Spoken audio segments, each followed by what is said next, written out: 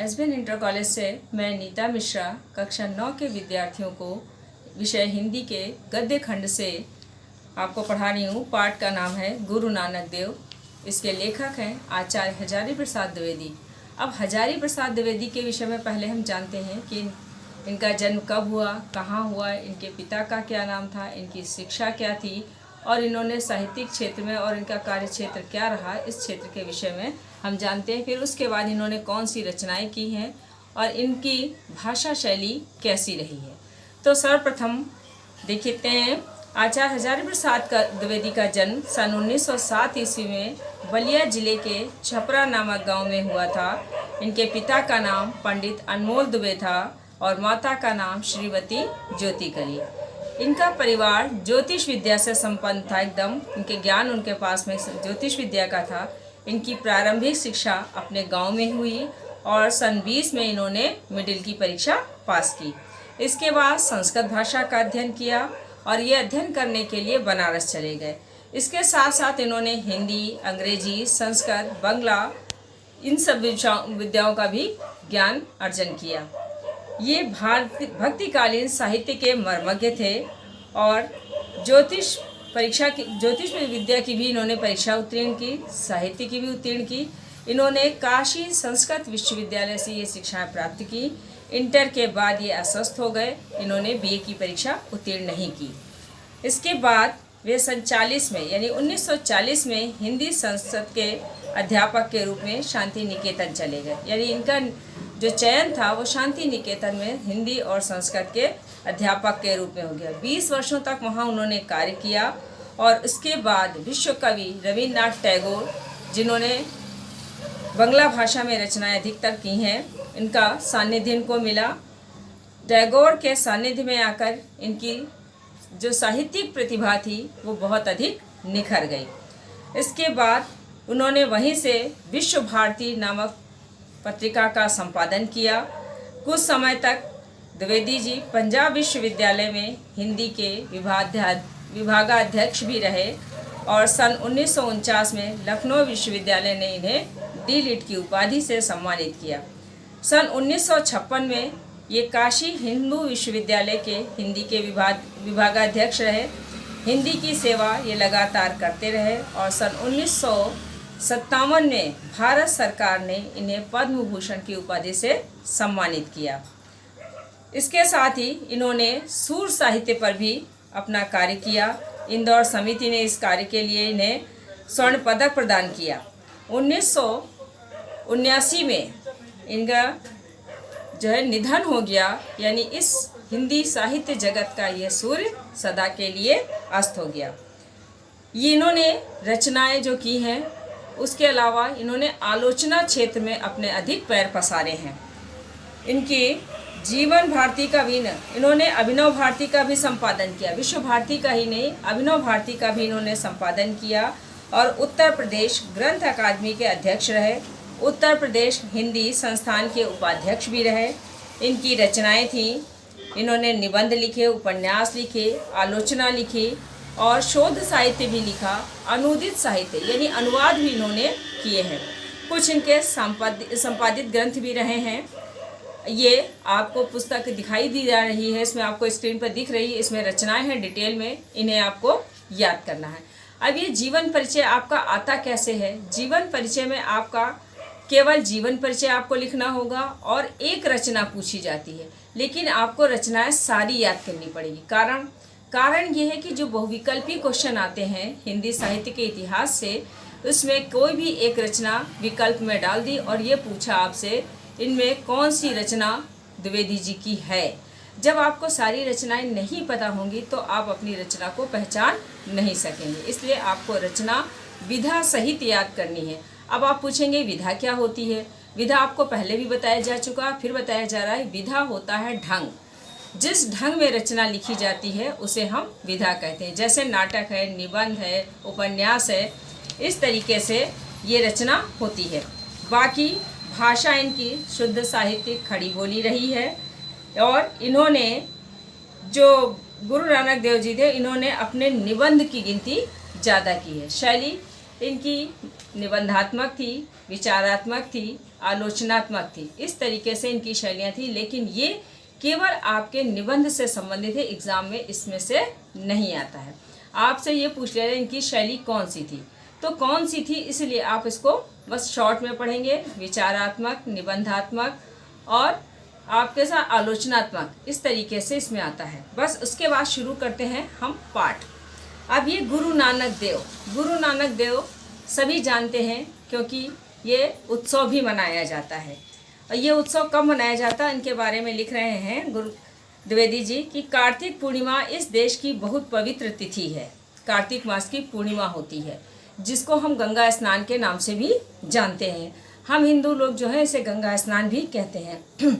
इस दिन सारे भारतवर्ष में कोई ना कोई उत्सव, मेला, स्नान, अनुष्ठान होता है। अनुष्ठान मतलब पहले से निर्धारित कार्यक्रम जो होता है वो अनुष्ठान कहलाता है।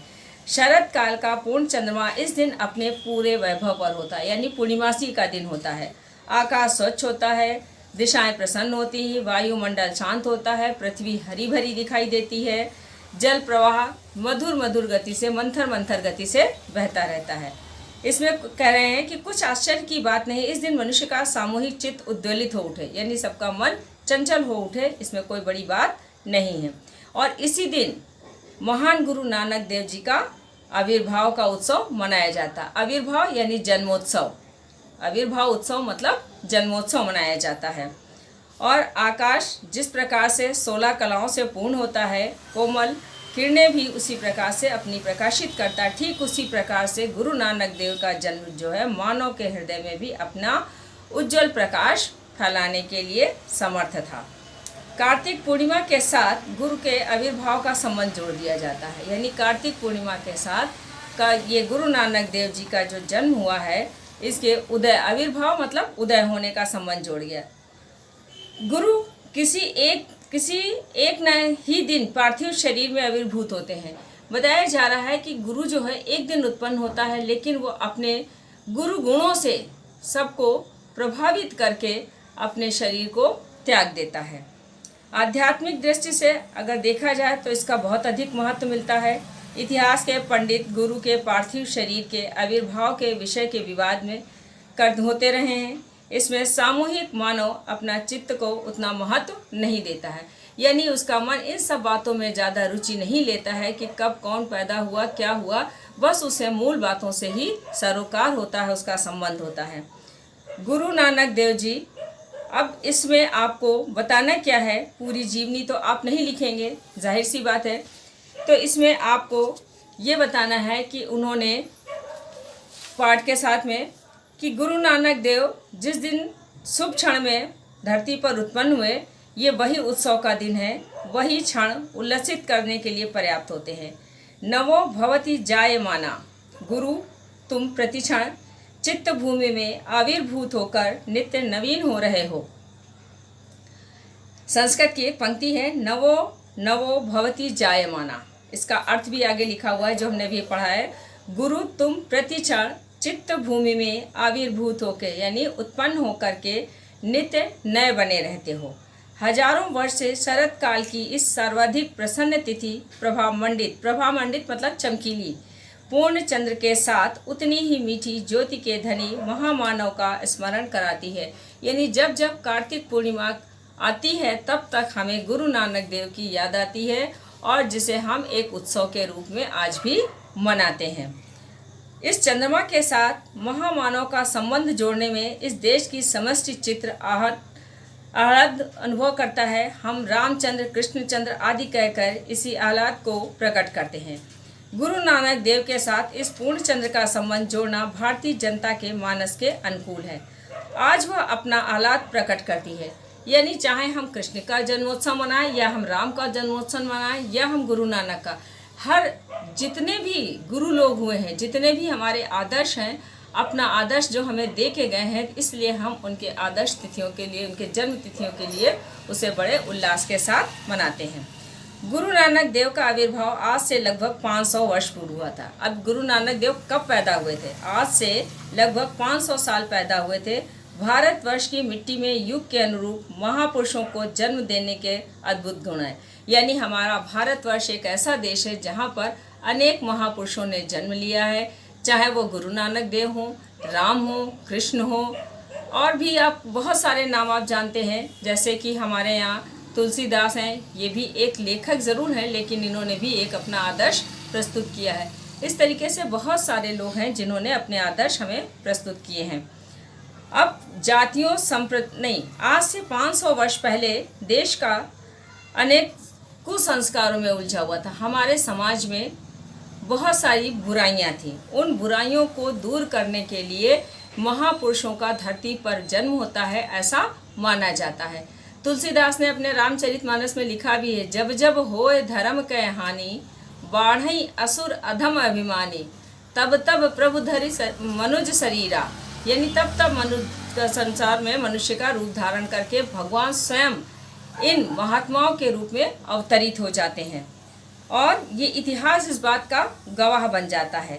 और ये आने वाले जो अवतरित लोग होते हैं, महापुरुष लोग होते हैं, ये संसार में व्याप्त जितनी भी कठिनाइयाँ होती हैं, आडंबर होते हैं, जितना भी विपत्ति का कारण होता है, उन्हें दूर करने का प्रयास करते हैं। ऐसे अनेक महापुरुषों को उत्पन्न किया धरती ने, जो सड़ी गली रूढ़ियों और मृतप्राय आचारों और वासी विचारों को अर्थहीन संकीर्णताओं को के विरुद्ध प्रहार करने में कुंठित नहीं हुए हैं। अब देखिए, इस पूरे चैप्टर को रीड करना थोड़ा असंभव है, इसको आप पढ़ सकते हैं। हम आपको इसकी समरी समझाते हैं। क्या बताया है कि जो पुरानी कुंठित विचारधाराएं होती हैं, जो सड़ी गली मान्यताएं होती हैं, उनको ये दूर करने का प्रयास करते हैं। और ऐसे ही दूर नहीं कर देते, दूर करने के बाद समाज में एक नया प्रकाश आ जाता है, जिससे वे प्रभावित हो जाते हैं और अपने ज्ञान की रश्मि से संसार को प्रकाशित कर देते हैं। और ये इनके जो बोलने का ढंग होता है, वो किसी का दिल नहीं दुखाता। अपनी बात को वो कहते तो ज़रूर है, लेकिन इतनी मधुर वाणी में कहते हैं कि सुनने वाला उससे प्रभावित हुए बिना नहीं रह पाता है। संसार में जितने भी कुसंस्कार थे, उनको दूर करने की इनमें क्षमता होती है। जितने भी महापुरुष अवतरित होते हैं, उनके अंदर ये क्षमता होती है कि संसार में जितनी भी कुरीतियाँ, आडंबर और ढोंग फैले हुए हैं, उन्हें वे दूर कर सकें। और यही जो उनका कार्यक्रम होता है, इस कार्यक्रम इसको जिसे लेखक ने उपचार कहा है। उपचार क्या होता है? इलाज। जब कोई बीमार होता है तो हम उसका इलाज करते हैं, उसे दवा देते हैं, इंजेक्शन देते हैं या ग्लूकोज चढ़ाते हैं, इस तरीके से तमाम उसको हम सहायता प्रदान करते हैं। ठीक उसी प्रकार से ये महापुरुष लोग जो होते हैं, संसार में अवतरित होकर विभिन्न तरीकों से लोगों की अज्ञानता को दूर करने का प्रयास करते हैं। मुमूर्ष प्राणधारा को अमृत का भांड उंडेलकर प्रवाहशील बनाता है। जो कुसंस्कार होते हैं उनको दूर करता है, उनमें एक नई प्राणधारा प्रवाहित करता है। ये कौन? गुरु। और इस तरीके से उस अमृत को इस संसार में उंडेलने का कार्य करता है। पूर्णिमा को अनायास से उसके चरणों में नतमस्तक हो जाने की इच्छा होती है। अब ये जब गुरु नानक देव धरती पर उत्पन्न हुए, तो उस जब कार्तिक पूर्णिमा आती है तो अनायास ही हमारा मन उनके प्रति श्रद्धा से भर जाता है।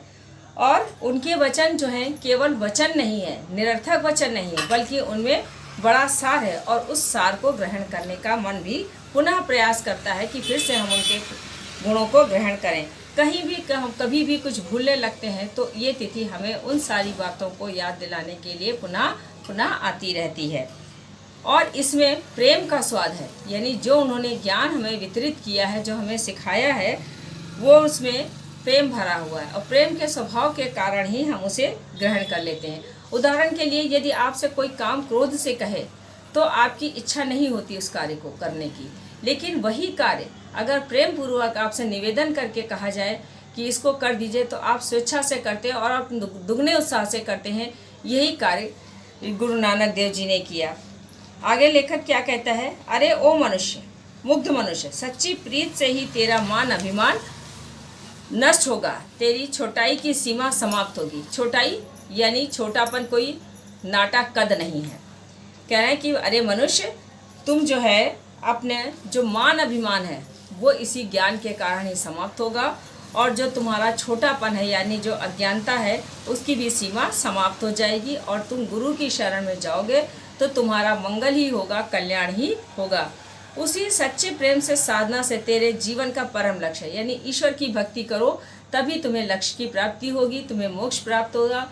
कबीरदास जी ने कहा है कि गुरु गोविंद दो खड़े काके लागों पाए, बलिहारी गुरु आपने गोविंद दियो बताए। यानी गुरु की महिमा इतनी ज़्यादा है कि गुरु मिलने पर ही सच्चे ज्ञान की प्राप्ति होती है, तभी हमें ईश्वर की प्राप्ति होती है।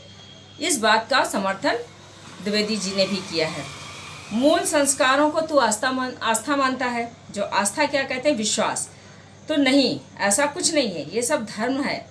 धर्म तो स्वयं भगवान का रूप होता है, वो तुम्हारे अंदर विराजमान है। धर्म कुछ और नहीं होता है, धर्म वो होता है जो मानवता के साथ साथ चलता है। हर व्यक्ति में गुण होते हैं, बस आवश्यकता होती उसे निखारने की, और उसे निखारने के लिए ही गुरु की आवश्यकता होती है। जब गुरु हमें ज्ञान देता है तो हमारे गुणों का विकास होता है और हम सच्ची मार्ग पर चलने लगते हैं। कहते हैं कोई भी व्यक्ति बड़ा या छोटा नहीं होता है। बड़ा या छोटा कैसे बन जाता है? यदि उसके अंदर अहंकार आ जाता है तो वो छोटा हो जाता है। अगर उसके अंदर नम्रता आ जाती है तो वो महान हो जाता है। उदाहरण आपको बता दें, जैसे आप किसी के घर जाते हैं, उसने आपको सामने जो है 56 प्रकार के भोजन रख दिया और आपको 2 मिनट का समय नहीं दिया बैठ करके, आपको आपका हाल चाल नहीं पूछा, आपके आने का कारण नहीं पूछा, तो वो व्यक्ति क्या आपको अच्छा लगेगा? शायद आपका उत्तर होगा नहीं। लेकिन जो व्यक्ति बिल्कुल उसके पास कुछ नहीं है, सिर्फ उसके पास पानी है, अगर वो पानी और आपको थोड़ा सा कुछ नाश्ते में ला के रख देता है या कुछ भी नहीं लाता है, शरबत ला के घोल के पिला देता है आपको और आपका आसन झाड़ के आपको बैठालता है, तो उसकी छवि आपके हृदय में बस जाती है और आप उसका सम्मान करते हैं। आप उसके पास बार बार जाना चाहेंगे, उससे मिलना चाहेंगे, लेकिन उस धनाढ़ व्यक्ति से कभी नहीं मिलना चाहेंगे जिसने आपको अपना समय नहीं दिया है। तो ये होती है प्रेम की परिभाषा। प्रेम से सबको जीता जा सकता है और ये कोई भी व्यक्ति भूखा नहीं होता है, खाने के लिए कोई किसी के नहीं घर जाता है। इस बात को उन्होंने कहा है कि ये अहंकार व्यक्ति को छोटा कर देता है और ये नम्रता जो होती है ये व्यक्ति को महान बना देती है। लेखक का मत है कि विश्व का परित्याग का संन्यास लेना ईश्वर की दृष्टि में आवश्यक नहीं है। अब ये लेखक जो कह रहे हैं ये गुरु नानक देव के विषय में कह रहे हैं कि गुरु नानक देव जो है, कोई भी व्यक्ति जब विश्व का त्याग करता है, लोभ, लालच, ईर्ष्या, ये सारी चीज़ें होती हैं माया जाल की, जो संसार अपनी ओर खींचता है और इससे मुक्ति पाना है तो गुरु की शरण में जाना ही होता है, तभी हमें सच्चा मार्गदर्शन होता है। चाहे वो किसी भी धर्म, जाति, संप्रदाय का व्यक्ति हो, सभी का लक्ष्य यही होता है कि उसे मोक्ष प्राप्ति हो। हिंदू और मुसलमानों के तीव्र मतभेद को दूर करने की चेष्टा की उन्होंने जीवन पर्यंत। किसने की है? यानी गुरु नानक देव ने ही। चाहे वो हिंदू धर्म को अनुयायी हो, चाहे मुस्लिम धर्म का हो, सभी के मन में जितनी भी प्रकार की भ्रांतियाँ थीं, भ्रम थे, मतभेद थे, उन्हें दूर करने का प्रयास किया है। और इन सिद्धांतों को उन्होंने क्या किया है? गुरु ग्रंथ साहिब में संग्रहित किया है। मतलब आपको समझ में आया कि ये गुरु ग्रंथ साहिब में संग्रहित है, तो इसका मतलब क्या हुआ? कार्तिक पूर्णिमा का त्यौहार मुख्य रूप से कौन मनाते हैं? सिख धर्म मनाते हैं। लेकिन ये किसी धर्म से ही जुड़ा नहीं है, बल्कि ये सभी के लिए आदरणीय है और सभी इस उत्सव को बड़े सम्मान के साथ मनाते हैं। लेखक कहता है, धन्य हो हे अगम अगोचर अलख अपार देव, तुम मेरी चिंता दूर करो। जहाँ तक देखता हूँ वहाँ तक जल में, थल में, पृथ्वी में सर्वत्र तुम्हारी ही लीला व्याप्त है। घट घट में तुम्हारी ज्योति उद्भाषित हो रही है। गुरु नानक देव के विषय में कहते हैं कि तुम तो धन्य हो, अगम हो, तुमको पाना मुश्किल है, तुम अगोचर हो, अब दिखाई नहीं देते हो, अलग हो, अलग मतलब दिखाई न देना, अपार हो, हे देव तुम मेरी चिंता दूर करो, मेरी समस्याओं को दूर करो। और जहाँ तक मैं देखता हूँ, यानी कण कण वासी हमें परमात्मा दिखाई देता है, क्योंकि जल में, थल में, सभी जगह तुम्हारी छवि दिखाई देने का मतलब ये हुआ कि तुम कण कण वासी हो। तुम्हारी ज्योति जगह जगह उद्भाषित हो रही है, प्रकाशित हो रही है। 3 पंक्तियां दे रखी हैं। अगम अगोचर अलख अपारा, चिंता करहु हमारी। घट घट में तुम्हारी ज्योति उद्भाषित हो रही है। अगम अगोचर अलख अपारा, चिंता करहु हमारी।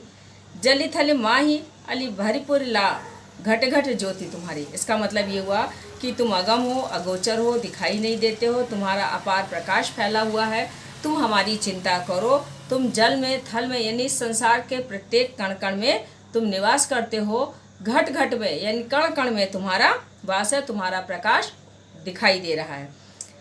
आगे कहते हैं, अद्भुत है गुरु की वाणी। वाणी मतलब बोली, बात। सहज वेधक शक्ति, यानी वो आसानी से मन में समा जाती है।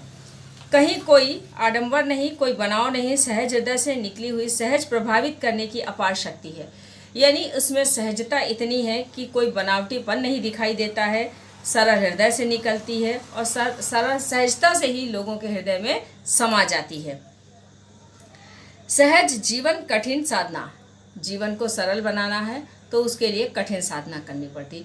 यानी अगर आपके अंदर कोई अच्छाई है तो अच्छाई को ग्रहण करने में आपको बहुत समय लगता है, लेकिन बुराई को ग्रहण करने में समय नहीं लगता। उदाहरण के तौर पे जैसे कोई बिल्डिंग बनानी है तो उस बिल्डिंग बनाने के लिए पहले से उसकी रूपरेखा तैयार की जाती है, ईंटा गारा और मजदूर मिस्त्री, फिर उसके बाद वो बिल्डिंग तैयार होती है, बहुत समय लगता है। लेकिन अगर उस बिल्डिंग को गिराना हो तो बुलडोज़र मंगाया और जितने दिन बनने में लगते हैं उतने घंटों में वो बिल्डिंग गिर जाती है। कहने का अर्थ क्या हुआ कि किसी भी गुण को ग्रहण करने में समय तो लगता है, लेकिन वो सुंदरता को धारण करता है। लेकिन अवगुण को ग्रहण करने में समय नहीं लगता, लेकिन उसका रूप विकृत होता है, खराब होता है। गुरु का अनाडंबर सहज ही ऐसी सहज वाणी से प्रचलित हो सकता है। कितनी अद्भुत निरभिमान शैली है। अगर कितनी एक लाइन छूट रही इसमें, सीधी लकीर खींचना टेढ़ा काम है। सीधी लकीर को बना लेना बहुत कठिन काम है। लाइन तो सभी खींच लेते हैं, लेकिन सीधी बनाना मुश्किल काम होता है बिना किसी सहायता के। जिस प्रकार से बिना किसी सहायता के हम सीधी लाइन खींचने में साधारणतः समर्थ नहीं होते हैं, ठीक उसी प्रकार से हम गुणों को ग्रहण करने के लिए, ज्ञान को प्राप्त करने के लिए बिना गुरु की सहायता से उसमें विकास नहीं कर सकते हैं। कहीं भी पांडित्य का दुर्धर बोझ नहीं है, फिर भी पंडितों को आंदोलित करने वाली ये वाणी धन्य है। कह रहे हैं गुरु में कोई आडंबर नहीं होता, वो आडंबर रहित होते, कोई दिखावा नहीं होता है और इतनी सहज वाणी से वो अपनी बात को कह देते हैं कि सामने वाला उससे बिना प्रभावित हुए नहीं रहता है। ये पंडितों का उतार चढ़ाव है, आंदोलन है, आवागमन है, जो अपनी बातों को बोझ नहीं बनाते हैं, सहज ही लोगों तक पहुंचा देते हैं। कोई पढ़ता सहसा कीर्ता, कोई पढ़े पुराना। कोई कीर्तन पढ़ता है, कोई पुराण पढ़ता है। को नाम जपे जपमाली, लागे तिसे ध्याना। कहते हैं जिसका जिसमें मन लग जाए वो उसका ध्यान रखे और उसी का जप करे।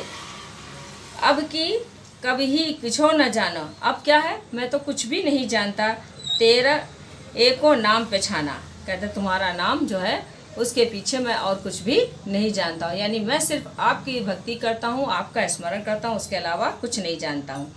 न जाने हरे मेरी कमण गति, हम मूर्ख अज्ञानी, शरण प्रभु तेरी, कोई कृपा राखो मेरी लाज पते।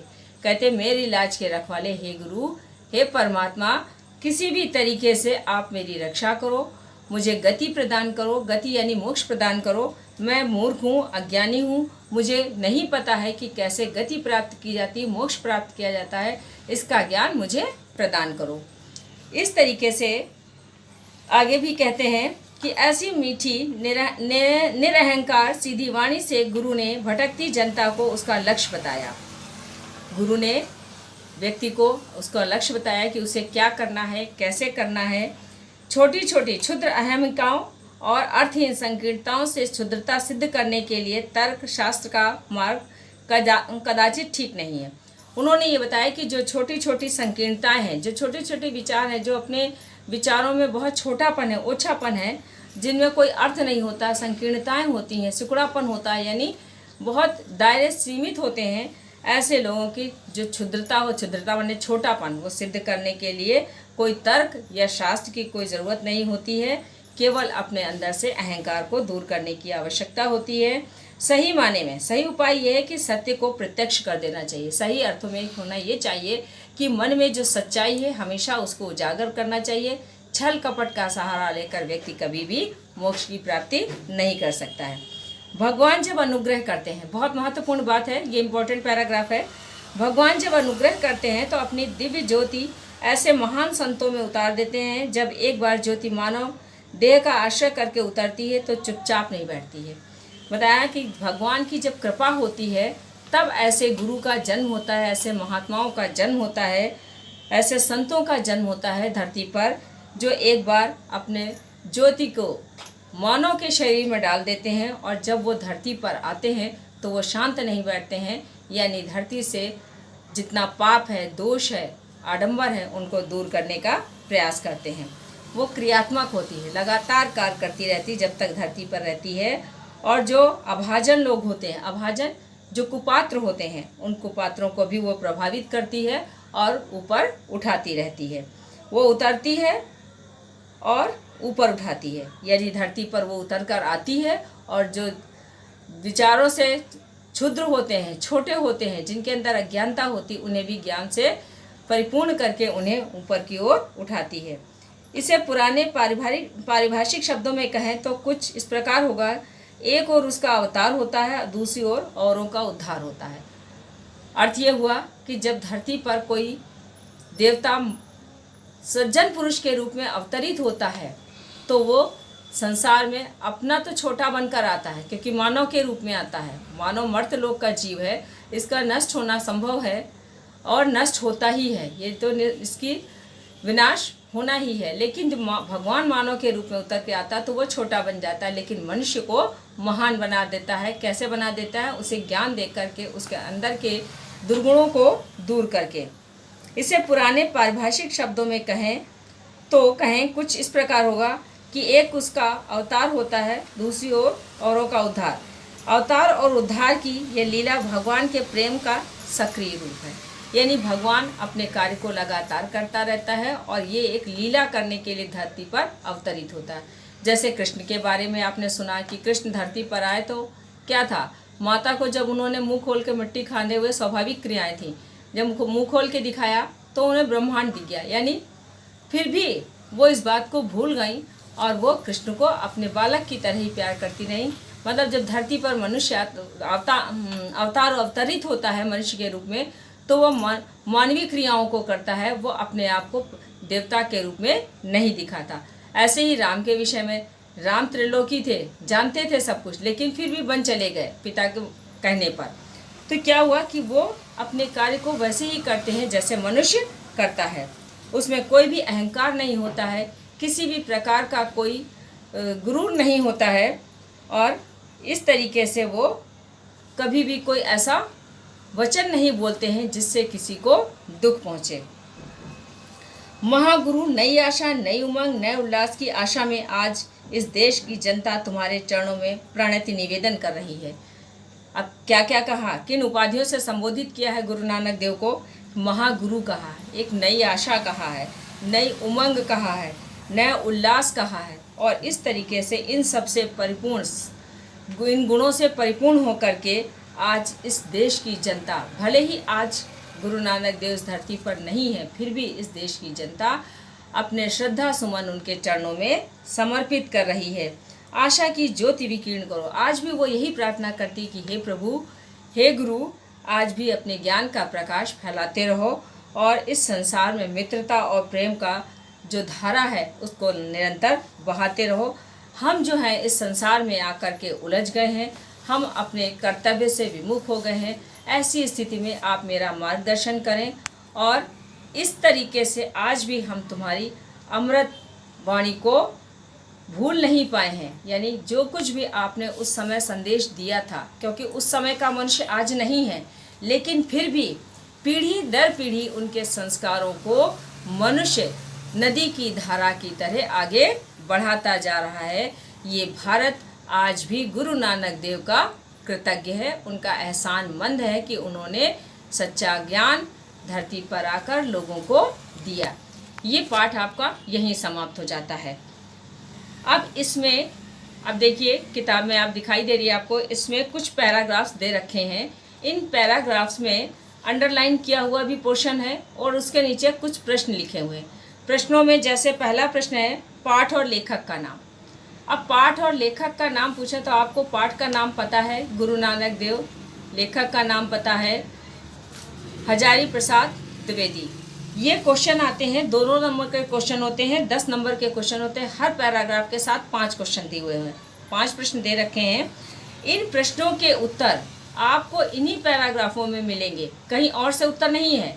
जैसे आप अपनी किताब पढ़ते हैं, उसमें से क्वेश्चन पिक आउट करते हैं, आंसर पिक आउट करते हैं क्वेश्चन के साथ, वैसे ही इसमें आप इसको देखेंगे, ऐसे उसको देखेंगे। इसमें देखिए क्या दे रखा है, रेखांकित अंश की व्याख्या। अब इसमें रेखांकित अंश दिया हुआ है कि हम आपको एक पढ़ के बता दे रहे हैं, बाकी आप देखिएगा और उनको अपनी कॉपी में करना भी होगा, और कॉपी में कंप्लीट करने के बाद में इसको बाद में तैयार भी करना है। कार्तिक पूर्णिमा, अब अंडरलाइन पोर्शन पढ़ रहे हैं। कार्तिक पूर्णिमा इसी दिन महान गुरु नानक देव के आविर्भाव का उत्सव मनाया जाता है। अब इसकी आपको व्याख्या करनी होगी कि कार्तिक पूर्णिमा के दिन गुरु नानक देव का जन्म हुआ था और इसी दिन ये उत्सव मनाया जाता है। यानी कार्तिक पूर्णिमा का दिन गुरु नानक देव के जन्मोत्सव के रूप में मनाया जाता है। अगली लाइन है अंडरलाइन, गुरु नानक देव ऐसे ही 16 कलाओं से पूर्ण स्निग्ध ज्योति महामानव थे। यानी गुरु नानक देव ऐसे ही 16 कलाओं से परिपूर्ण। 16 कलाएं क्यों कही जाती हैं? क्योंकि आप जानते हैं चंद्रमा जो है पाक्षिक होता है। पाक्षिक का मतलब 15 दिन उसकी कलाएं बढ़ती हैं और पूर्णमासी जब आती है तो वो पूरा हो जाता है। 16 कलाएं इसलिए कही जा रही हैं इसमें कि तिथियां घटती बढ़ती रहती हैं, इसलिए वो 16 कलाएं कही गई हैं। तो 16 कलाओं से परिपूर्ण हो जाता है, यानी पूरा चंद्रमा आसमान में दिखाई देने लगता है। तो यहाँ पर 16 कलाओं से भरे हुए पूरे चंद्रमा से तुलना की जा रही है कि बताया जा रहा है कि गुरु नानक देव 16 कलाओं से परिपूर्ण थे, यानी कोई भी उसमें आधा अधूरापन या कोई भी दोष उसमें नहीं था। ऐसे वे ज्योति प्रकाश मानव थे। कब मानव थे? जब वो धरती पर अवतरित हुए थे। किसी एक ही दिन पार्थिव शरीर में अभूत होंगे, पर भक्तों के चित्त में वे प्रतिक्षण प्रकट हो सकते हैं। कहते हैं जो गुरु होता है धरती पर एक ही दिन जन्म लेता है, हर रोज नहीं जन्म होता है। लाखों करोड़ों सालों में जो है जब है धरती में परिवर्तन होता है, जब उसमें विनाश की लीलाएं होती हैं, तब उसके बाद जब आतंक बढ़ जाता है धरती पर तो मनुष्य अवतरित होता है गुरु के रूप में, यानी परमात्मा उस मनुष्य के रूप में धरती पर आते हैं और मनुष्य के मन में समा जाते हैं, उनका मार्गदर्शन करते हैं और इस तरीके से वे हर क्षण प्रकट होते रहते हैं। हर क्षण कैसे प्रकट होते रहे? अभी आप कहेंगे सैकड़ों सालों में पैदा होते हैं, आप बता रहे हैं, तो सैकड़ों सालों में पैदा ज़रूर होते हैं, युगों में पैदा होते हैं, लेकिन वे क्या करते हैं, अपनी छाप मनुष्य के मन में ऐसी छोड़ जाते हैं कि वो पीढ़ी दर पीढ़ी लगातार चलती रहती है। अब उसके बाद तीसरा प्रश्न क्या है, भारत की कौन सी पवित्र तिथि का उल्लेख इस अवतरण में है? कौन सी है? कार्तिक पूर्णिमा की बात की गई। इसका संबंध किस पुरुष के आविर्भाव से है? गुरु नानक देव से। बस इतना ही आंसर आपको लिखना है कि भारत में की कार्तिक पूर्णिमा की तिथि का उल्लेख इस अवतरण में है और इसका संबंध महापुरुष गुरु नानक देव से है। कार्तिक पूर्णिमा के चंद्रमा की क्या विशेषता है? कार्तिक पूर्णिमा के चंद्रमा की विशेषता ये है कि वो 16 कलाओं से परिपूर्ण होता है।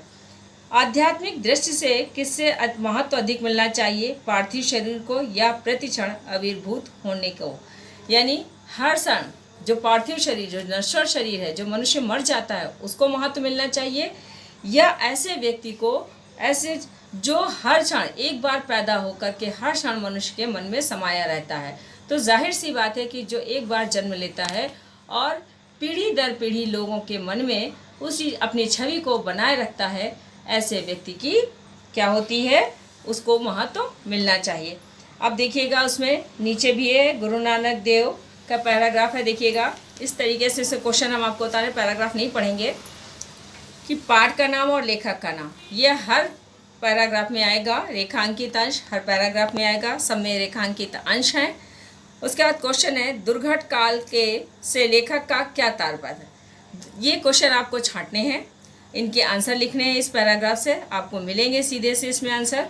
गुरु नानक के किन गुणों का यहाँ वर्णन किया गया है, प्रकाश डाला गया है, ये सारे क्वेश्चन आपको बताने हैं। इस तरीके से सारे प्रश्नों के हल आपको इन्हीं पैराग्राफों में मिलेंगे, जिन्हें आपको छांट करके बहुत कम शब्दों में लिखना। ये नहीं कि आपने पूरा एक पैराग्राफ उठा के लिख दिया, 2-3 लाइन अधिकतम, बस इससे ज़्यादा का आंसर नहीं होगा।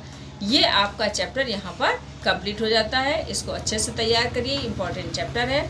और सबसे महत्वपूर्ण बात ये है, ध्यान रखिएगा कि जितने चैप्टर आपको यूट्यूब पर पढ़ाए जा रहे हैं, पहले पढ़ाए जा चुके हैं उनमें से, और अब जो बुक में है, आपकी किताब में है, वो सारे चैप्टर आपके कोर्स के नहीं हैं। हम आपको एक बार फिर से यहाँ से बता देते हैं कि कौन कौन से आपके चैप्टर हैं। जैसे आपने सबसे पहला चैप्टर पढ़ा था जब जूम पर क्लासेस चल रही थी, तो बात पढ़ा था, लेकिन बात आपके कोर्स में अब नहीं है।